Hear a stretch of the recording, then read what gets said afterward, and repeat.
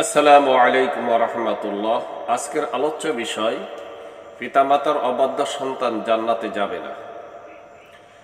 সম্মানিত দর্শক ও শ্রোতা মণ্ডলী, এ সম্পর্কে হাদিসে এসেছে, আন আব্দুল্লাহ ইবনে আমর রাদিয়াল্লাহু তাআলা আনহু قال قال رسول الله صلى الله عليه وسلم لا يدخل الجنة عاق ولا قمار ولا منان ولا مدمن خمر وفي رواية والرجلة من النساء والدايوس الذي يقر في أهله الخبث وقاطع الرحم ومصدق بالسحر أو كما قال عليه الصلاة والسلام।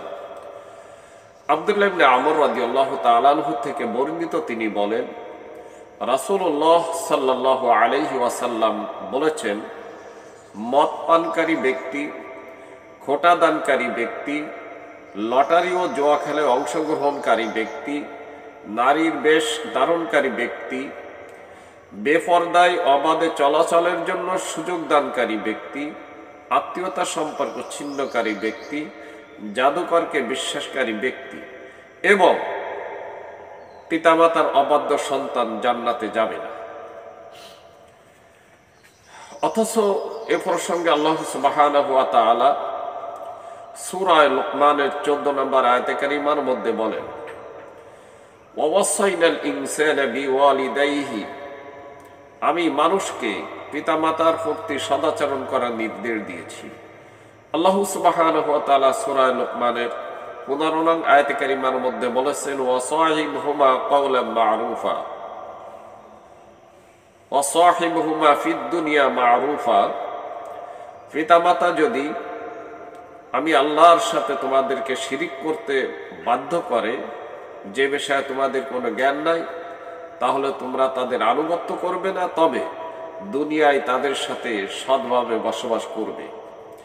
এছাড়া আল্লাহ সুবহানাহু ওয়া তাআলা সূরা বনী ইসরাঈলের 23 এবং 24 নং আয়াতে কারিমার মধ্যে বলেন, وَقَضَى رَبُّكَ أَلَّا تَعْبُدُوا إِلَّا إِيَّاهُ وَبِالْوَالِدَيْنِ إِحْسَانًا إِمَّا يَبْلُغَنَّ عِندَكَ الْكِبَرَ أَحَدُهُمَا أَوْ كِلَاهُمَا فَلَا تَقُل لَّهُمَا أُفٍّ وَلَا تَنْهَرْهُمَا وَقُل لَّهُمَا قَوْلًا كَرِيمًا وَاخْفِضْ لَهُمَا جَنَاحَ الذُّلِّ مِنَ الرَّحْمَةِ وَقُل رَّبِّ ارْحَمْهُمَا كَمَا رَبَّيَانِي صَغِيرًا।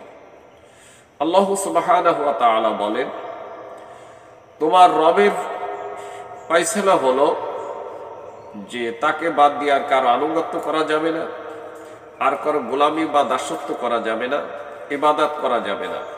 একমাত্র ইবাদত করতে হবে আল্লাহ সুবহানাহু ওয়া তাআলার, এবং গোলামি বা দাসত্ব করতে হবে তার। অতঃপর আল্লাহ সুবহানাহু ওয়া তাআলা বলেন, ওয়াবিল ওয়ালিদাইনি ইহসানা, পিতামাতার প্রতি তোমরা সদাচরণ করো। তাদের উভয়ের একজন অথবা উভয়ে বার্ধক্যে উপনীত হলে তাদের সাথে আচরণ করা অবস্থায় কখনো উহু শব্দ ব্যবহার করবে না, তাদেরকে ধমকাবে না, ধমক দিবে না, তাদের সাথে শিষ্টাচারপূর্ণ আচরণ করবে, ব্যবহার করবে। আর তুমি তোমার সাধ্য অনুযায়ী তাদের সেবা যত্নের জন্য তোমার হাতকে প্রসারিত করে দেবে, আর বলতে থাকবে, রব্বির হামহুমা কামা রব্বায়ানি সগীরা, হে আমার প্রতিপালক, হে আমার রব, তারা শিশুকালে আমাকে যেভাবে প্রতিপালন করেছে, লালন পালন করেছে, তুমি তেমনই ভাবে তাদের প্রতি তোমার করুণা, তোমার রহমত বর্ষণ করো।